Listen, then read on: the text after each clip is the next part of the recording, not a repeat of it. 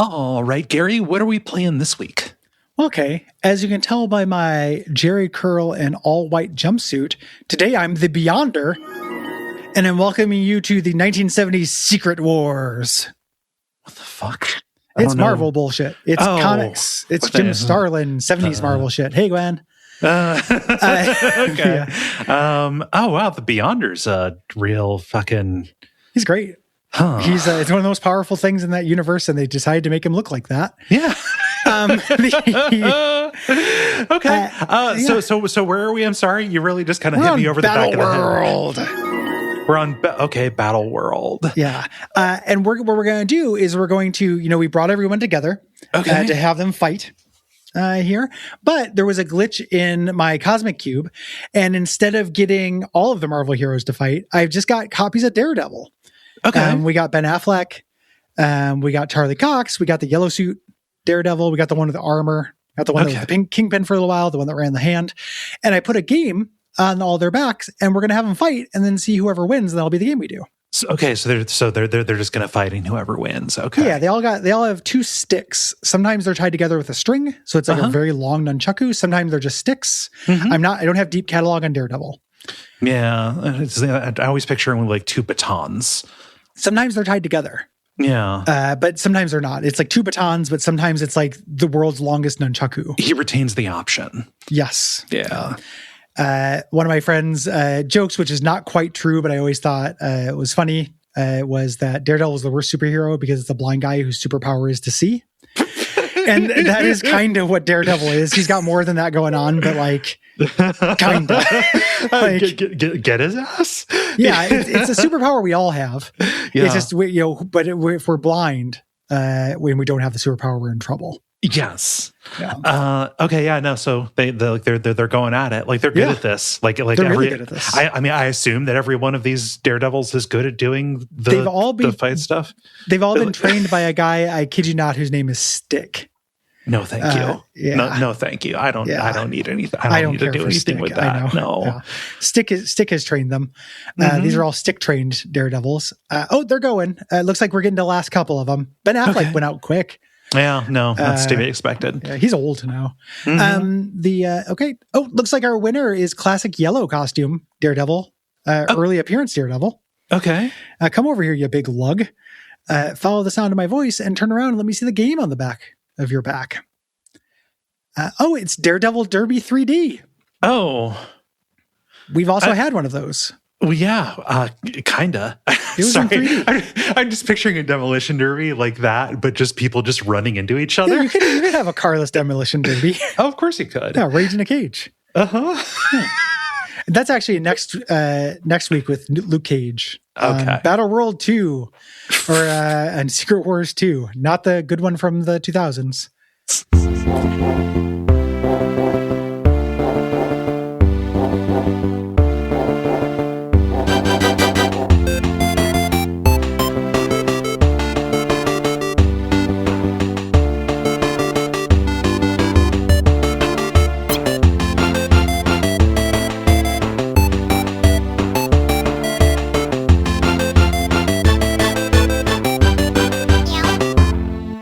My name is Gary Butterfield, he, him. My name is Kay Ross, she, her. You're listening to Abject Suffering, where we see how many gummies Gary can eat before he says he hates Bloodborne out loud. How many gummies would that take? I don't think I get less vocal. Yeah. More gummy make less vocal, not more vocal. Yeah. I get into the stare zone. Yeah. If I overdo it. No. My thoughts turn into like a record that skips. Yeah. So it's really difficult to it's really difficult to speak coherently. It's literally the reason why I use it for sleep is because I can make my body tired chemically, but I can't make my brain stop repeating things. I need to be able to not put thoughts together. Yeah. Lately, does this ever happen to you? Lately I've been getting songs stuck in my head. That's the fucking worst. Like, you're just kind of singing a song in my head as I go to bed. I imagine looking like Millhouse in the back, camping in the backyard with the headphones on. Except I'm a 44-year-old man laying in bed, just like doing Miss Jackson by Outkast, and like I don't, not knowing all the not Miss Jackson, Rosa Parks. Okay, but I don't know the lyrics to it, so in my head I'm just like, push and pull. Everybody's got a skunk in the trunk. Everyone wants to get drunk with hunks. Everybody wants to, like, just coming up with fake freestyling to Rosa Parks, and it's like, this is not a good use of my time. No, I should be sleeping now. Yeah, I should be solving problems. Yeah, at the very least.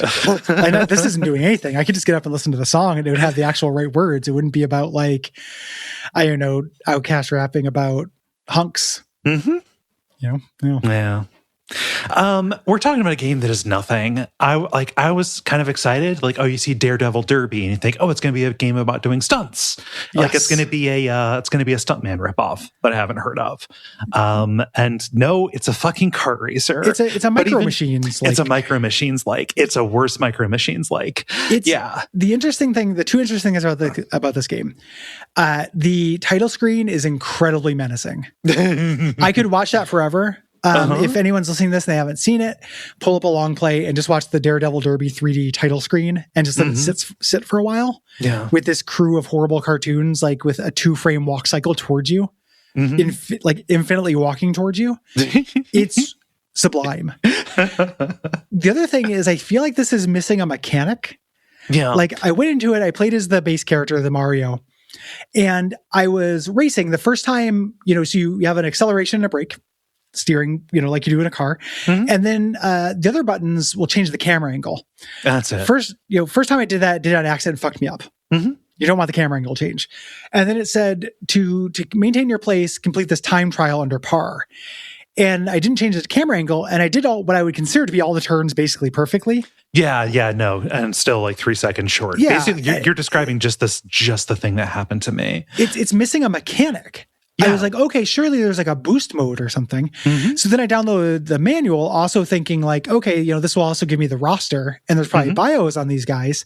And there's not really bios on them. There's like 1-sentence bios, and there's also not a boost mechanic. It's just drive, brake, and steer. And make the camera angle unusable. And the like the courses are not interesting. So like there's nothing, like there's no like little gimmicks or anything. Turns. Yeah, that's it. Yeah, at least in the base one, it's like 6 right turns you make, and you can do them perfectly, and you still lose. Yeah. I got to the second level, and you were controlling airships, which handled a little bit differently, but not much. Yeah. They just kind of like were more like, it was like driving bumper cars or something. And then the third level was a really disappointing haunted house level. Every course is really flat. It's like, it's a little bit like Mario Kart, like Super Mario Kart level. Yeah. The first one. Yeah. The where everything is just a JPEG that is shifted in mode 7. Yes. No. Like, I played this and I was like, oh, this is bad. This is nothing. And then I just loaded up the Micro Machines game for N64, which was the one that I had as a kid. And I played like several races of that. And I was like, here we go. This is good. Like Micro Machines is a great game. This is trying to be that and failing utterly. I can imagine. I never liked the NES Micro Machines. No, it's too simple. It's too simple. It's rare. It's got rare sting to it. It doesn't feel good to me. I think it's got rare sting to it. I might be thinking of a different top-down racing game. But I could imagine a version of this that is good. For me, top-down racing is a tough sell. Yeah. It's not my preferred perspective. See, what was it? That was the other rare. Yeah. I forget what it was. But it comes up also with like Eliminator Boat Duel, which isn't exactly a racing game, but like I don't really want to be top-down when I'm doing this. No. There's very nothing to it. The most interesting thing in the manual, because I was expecting these bios to be good, because we got a bunch of freaks and they're walking towards you menacingly. Yeah. And you get a character named like Duncan Skyscraper, and you're like, oh, cool. And then you just find Duncan believes in fair play so much that he will deal with anyone breaking the rules personally. Like it's a lot of them are just like they're such a good guy that they don't cheat. Yeah. And then the manual on the back has an ad for Starwinder, the Ultimate Space Race, which looks so much more interesting. I did not see that. Starwinder, the Ultimate. The characters are not interesting. It's like, what if Wacky Races was more bland? Yeah, like non-wacky races, conventional races. Or right up the middle races for me, please. Yeah, MOR races. Yeah. No good. I didn't really get it. If this was like a weekend rental you got stuck with, it would probably be fine if you were young enough to not know about better games. Yeah. And it's in the wrong generation. Like we talked about it feeling like Micro Machines and stuff. Like this is so shittily inferior to Mario Kart, obviously, which is a generation before, but even Crash Team Racing, which is generation, it was better than this. Like this is an NES level decent weekend rental. Yeah. But it's 2 generations after that. And I'm not talking about like graphics or anything like that. I'm talking about like simplicity of play and just creativity on display. The fact that there was no like power-ups, there's like no pickups. Like Micro Machines has really interesting pickups. I was racing and like somebody had I'd forgotten about these, but like one of them is a like a little grabber that like a little grappling hand that goes out a short distance, and if somebody can grab you from behind, it picks you up and places you behind them. I was like, oh, that's a really good power. That's a pretty good power up. Yeah. This developer made tons of Micro Machine games. They made the Micro Machines games for Genesis 1A and 2, Micro Machines Turbo Tournament 96, Micro Machines Military. They are well versed in Micro Machines. They understand. Which is very strange for them to, the same year they put out Micro Machines Military. They're also like, what about our own Micro Machines, but worse? I've never played Micro Machines Military, but I assume, it can't have less going on than this because this is at 0. Yeah. No. They did make that Pong the Next Level for PlayStation. Did you ever play Pong the Next Level? No, but I'm aware of that kind of run where you got like the Asteroids games game with the story. Yeah, Breakout. Like those were good because some of those games were like good. Like Pong Next. I'm a shooter for Pong. I think Pong is fun with another person. And like a lot of people did. I know, but I'm saying still, like it's like the oldest video game. I think it holds up. Like you have a good time with Pong. Still, like not all of that stuff holds up. That Pong the Next Level thing was pretty fun. Like pretty neat to have graphically and cool graphics Pong at the time. Yeah. And then they did one like last Micro Machines thing in 2006. A little bit of a hurrah. Yeah. I like Emergency Mayhem, which is a racing game about emergency vehicles. Yeah, like ambulance versus fire truck, something I've never thought about. Like if there's somebody having a heart attack and their house is on fire, who gets there first gets the score, gets the points. Whoever gets there first has to deal with all of it. Yeah. Oh yeah, you solve this heart attack, fireman. Oh, you can axe down doors, but can you axe down a coronary blockage?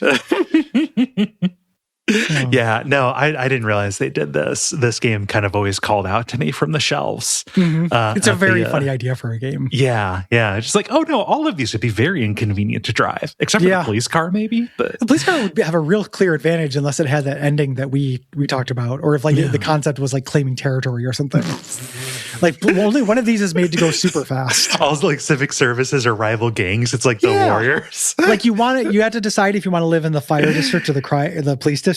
Like whether you want, protection from police, controversy acknowledged, or whether you want fire department service, or you want medical service. Like you have to choose. It's like a cool idea for an RTS. Yeah, like an RTS city builder, where like only one may be at one time.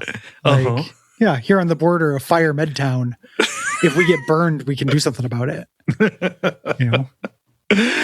Very tense negotiations. Yeah, I think this has legs. This is a board game. This is a Ludum Dare.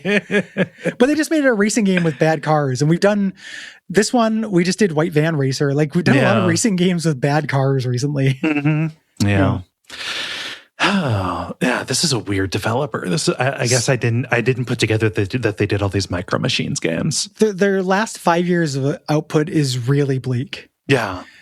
World's biggest word search on iOS is bleak to me.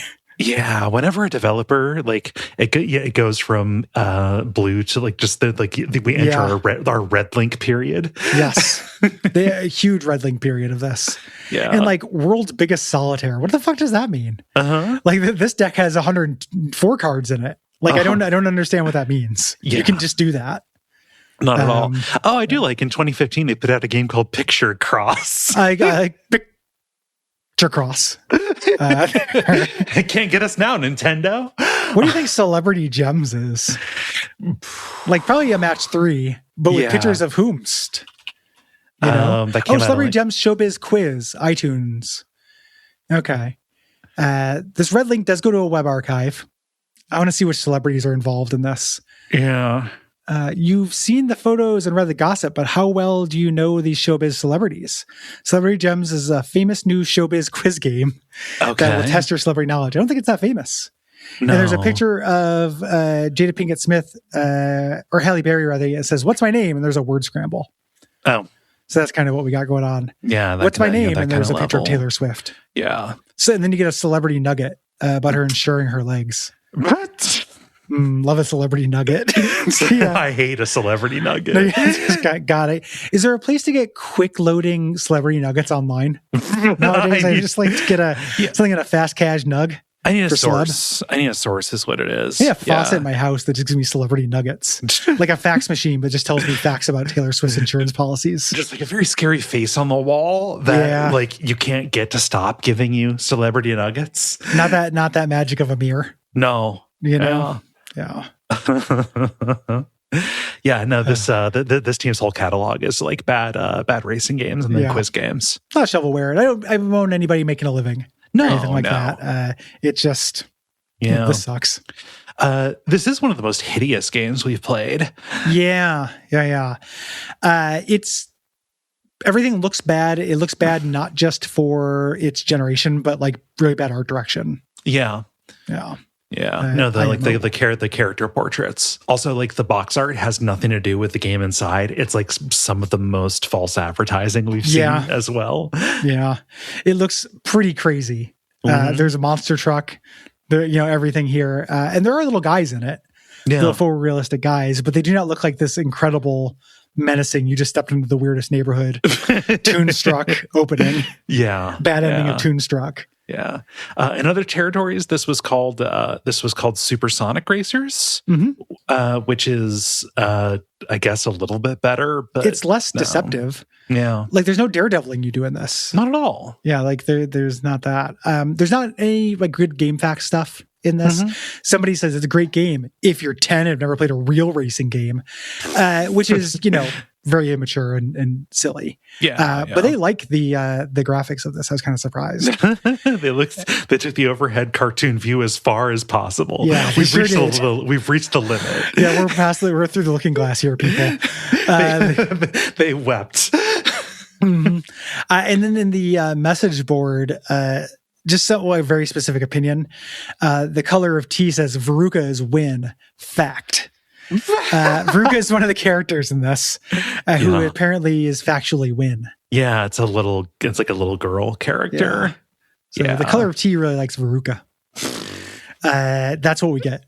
Yes, that's all we get. This is the most anybody has ever talked about or acknowledged this game. Exactly. Like it's a service that I like to provide with Duckfeed. We're going to put out an hour and a half, 2 hour episode on Rage. Nobody does that. Even Noah Gervais didn't talk about Rage 1 that much in his retrospective. No, it's fun to find niche.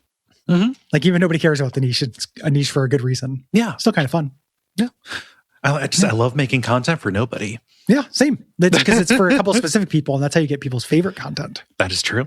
Yeah. Feels good. What's in the news today? I didn't come prepared with a digression. I don't actually want to talk about the news by any means. Okay. I just didn't need to find a digression because there's surprisingly little on this thing, and I really tried to milk it. Yeah, I was fucking up in this thing's asshole. Like I was really trying to get everything we could out of this. Yeah, I don't have a lot of digressions either. I have like little observations. I'm bad at digressions is the thing, And even now that you do stuff, I do stuff, but like I'm kind of new at it. So like I don't know, the board games at bars fucking suck. That's a thing here. It's like, oh, we're like a bar. We got board games, and then it turns out like. this place I go, they've got like a Jenga set that is made up of blocks from different Jenga sets, so they're different sizes. They do have non-standard like challenge Tetris Jengas. Yeah. The trick with board games in town is to find the Trivial Pursuit. Those are oftentimes outdated to an insane degree. Oh yeah, but like you can have fun with Trivial Pursuit. A lot of questions about Barney Miller. Yeah, it's my time to shine. Yeah. I love the idea of board games at bars because like it makes me feel less alone in the universe. Like the idea that like when I was young, I just go to a bar and the bar was the activity. It was like drink and bullshit, and that was all of it. And I still like to drink and bullshit and stuff, but having something to fall back on is increasingly valuable to me. Yes. Yeah. Wanting an activity to socialize around. And I like that being provided. Yeah. I'm trying to figure out where I got this, but I've got like a little card game that must have been a gift from somebody. Maybe it was you. I don't know. Mini Steel. I don't recall giving that to you, but tell me about it. No, it's just like a really simple, like little like card battler. Like the cards are really tiny, and it's just meant to be like super quick little, like, oh, I've got a dagger. I play this with a poison. You get a little poison thing. Take away this many health. Yeah. Blah blah blah. Yeah. I like that kind of thing. Yeah. Do you know there's a game you can play with a deck of cards that's like a dungeon crawler? Okay. That I learned about recently, and there's an iOS version if you want to. Oh shit. Shut up. My phone does a thing now where as soon as I open it starts replaying. It's called Scoundrel, though. Check out, you can find it on iOS if you want to just try it. It's free. But you can also just play with a deck of cards, and that's kind of fun. They made a single player, and it's a deck with a deck of cards, so of course it's random, but they made a single player dungeon crawler out of a deck of cards in a kind of a fun way. Oh, fun. Yeah, Scoundrel's neat. Yeah. Yeah, so that's my observation is I was just at a bar and it was like, oh, we got a table, we got board games. Let's play. Yeah. We did ultimately settle on a game. Have you played Coup? I have played Coup. Yeah, that was fun. Doing a little social deduction bullshit kind of thing. I hate social deduction games. I love it so much. I love bullshitting people. Yeah, I singularly affected the trajectory of my game group with because it's like if everyone wants to play them, I'm not gonna like. This sounds like I'm being passive aggressive. I just don't like lying, so I'm not gonna pretend to like it, and I don't want to play it. But if everyone wants to play it, I'm happy to sit there and smile politely and provide color commentary and stuff. Yeah. So like during Thanksgiving and stuff, Nick will bring that, or he'll bring the horribly stupidly named Secret Hitler from the Cards Against Humanity people, and I just don't like doing it. It's not fun to me. And then there's a bunch of games that are social deduction, but they sneak it in. Like it's a whole game with a bunch of different mechanics, but then social deduction is like a part of it. Yeah. And it's like all the rest of this stuff is interesting to me, but I just don't want to do this. Yeah. What about it works for you? I know about what it works for Nick and Will. So what about you? I'd be curious how it works for them. Oh no, I just think it's fun to try and like freak people's minds. Like just be unexpected to try and Have you considered a career in close-up magic? No. Okay.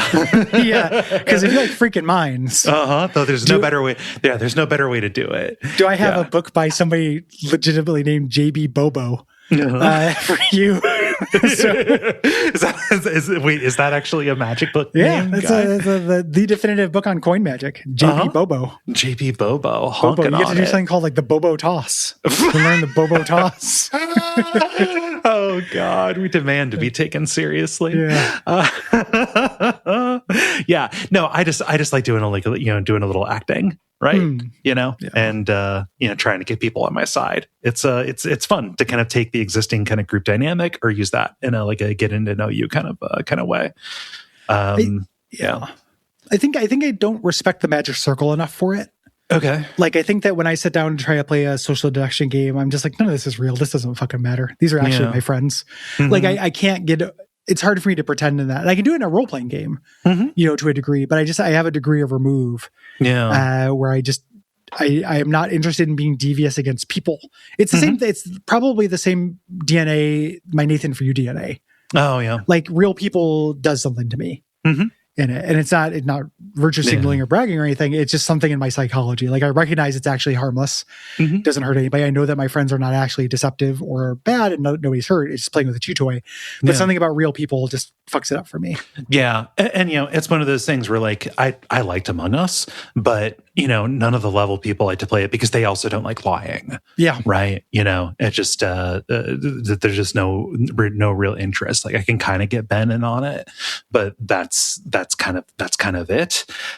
So like, I've gotten kind of self-conscious about it also because like, at the job that I worked at, we did like icebreaker exercises with werewolf or mafia or whatever theming we decided to do, and I took it seriously and I played to win. And it freaked people out. Yeah, it made me feel bad. You'll get on with Nick and Will in that respect. Okay, Will is less serious, or Nick is less serious about it than Will, but Will really likes that kind of thing. Yeah, Will is the hardest believer in the magic circle I've ever met. You could probably set up an Among Us night if you wanted to. Possibly. Yeah. It's never worked for me. It's just kind of like a thing. It's okay. I like to, I do like games, and I can even do competitive games. Like I prefer cooperative games, but competitive games work for me, provided they are not like everyone's starting on even footing. Like an interesting thing about board games is it has a lot of the same problem that like competitive shooting or shooters or fighting games have. Yeah. Yeah. Where like somebody's like, hey, do you want to learn this game? And like you sit down and they've dedicated their life to it. Yeah. Yeah. So like, like I can know what each card does or whatever, but like you're just so aware of like what's even the possibility space that you can strategize. You can see further ahead than I can just because this is my first time looking at any of this. It makes like learning board games like not very fun for me a lot of the time, competitive ones. Like I want to be I want everyone to learn at the same time. In cooperative, it doesn't do that. Like if somebody has played, Arkham Horror or something a lot, it can be a joy to play with them because they can help you through the rules and you're all going towards the same goal. It feels pretty good. Yeah. But yeah, if you're against each other, I wouldn't play Arkham Horror and Arkham Horror like against somebody who knows it really well. Cause like that just seems miserable. Fun? Yeah. Well, it seems like it wouldn't be fun for them. It's a weird kind of problem that I don't see as somebody who like kind of keeps up with board games. I don't buy as many board games or play as many of them as I used to, but like I like to keep up with them. I go to the board game store, look at stuff, check it out, watch reviews and shit. It's something that is not really addressed.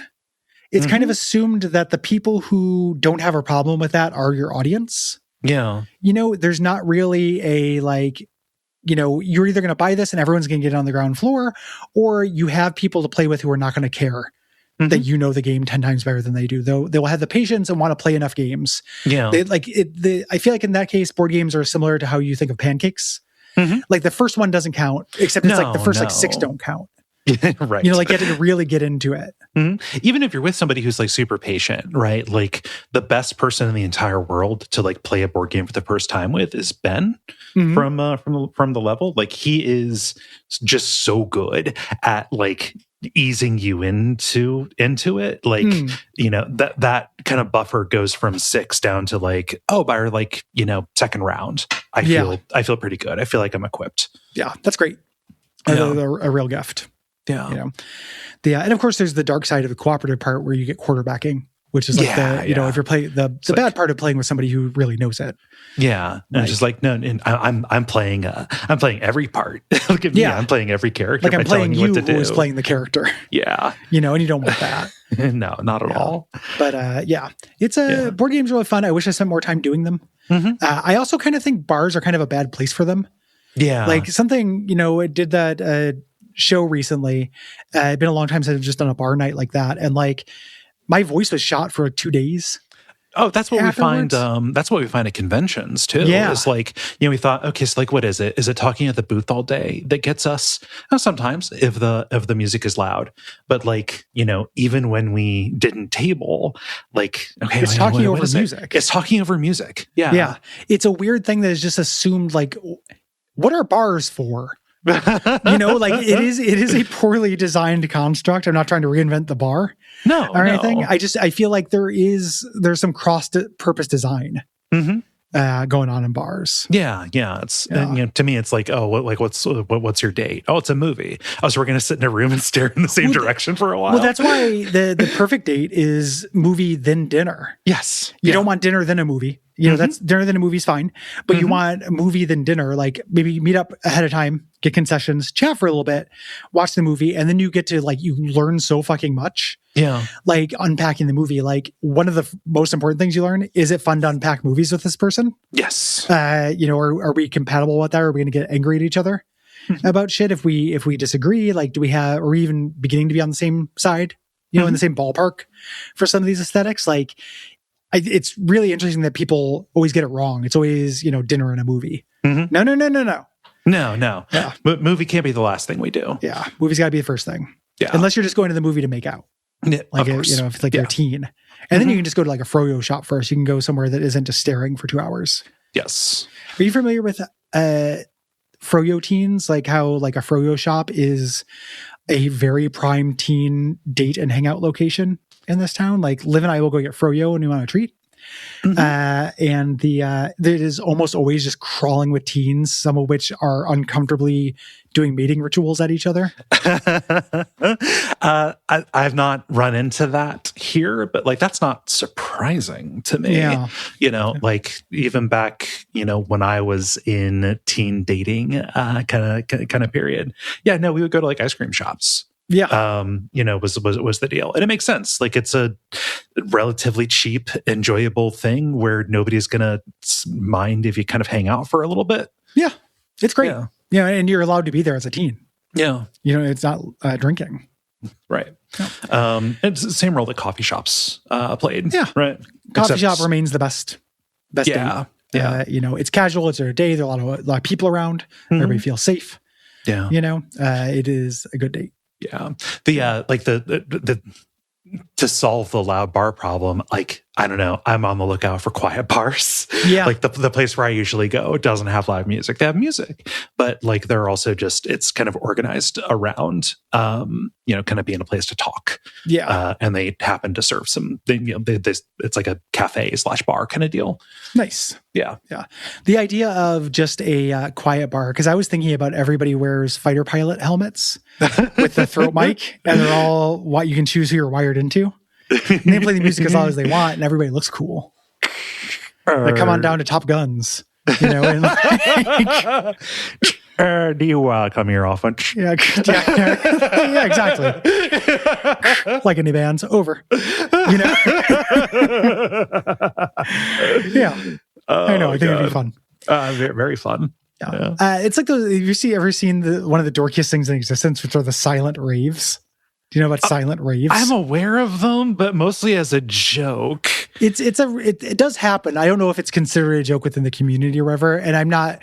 Sometimes when I'll say something is dorky, somebody will be like, "Oh, you're acting like this happens all the time." I'm not. I don't know how often it's happening. I just know it has happened. I've seen pictures of it. It's really dorky for people who have never listened. Everybody is listening to headphones. It's kind of like a drive-through. Or a drive-in theater. Like everyone has headphones that have the music. There's no music actually playing there, and everyone's dancing to their own headphones. And like, you know, functionally, it's basically the same as a rave for the people in it. But if you step out of it for 1 second, it's like the funniest fucking thing in the world. Oh yeah, yeah. I imagine there are like logistical reasons you would want to do that. Noise complaints, things like that. Yeah, but it does. I would be very self-conscious about it. It's very dorky. Maybe that's a shortcoming on my part, but yeah, you got to dance like nobody's watching and like nobody's listening, I guess. What can people do if they like this show? If people like the show, they can go to patreon.com/Duckfeed.tv. When you're there, kick us a few bucks a month and you get a whole bunch of bonus content and you help us make more of these shows. And if you're a fan of this show, you get bonus episodes of this show. Many bonus episodes. Yeah, it's a whole back catalog for you there. Yeah. You can also leave us ratings, reviews on Apple Podcasts, Podcast Addict, wherever you find podcast. You can post about us on message boards and Reddit and stuff. If you're on our Patreon, you can join the Discord. Somebody in the Discord made a funny meme image about Imagine Farting in the year 2026 from a couple episodes ago. Yep. Yeah. So come check that out. There's talented, cool people there who are waiting to hang out with you. And it's quiet. We don't play loud music on the Discord. Yeah, no. Everyone gets a fighter pilot helmet instead. You can also join us in thanking Gwen, our producer. Thank you, Gwen. Yeah. And what should they do until next time? Until next time, this has been Abject Suffering, the only podcast that's gay for Millhouse.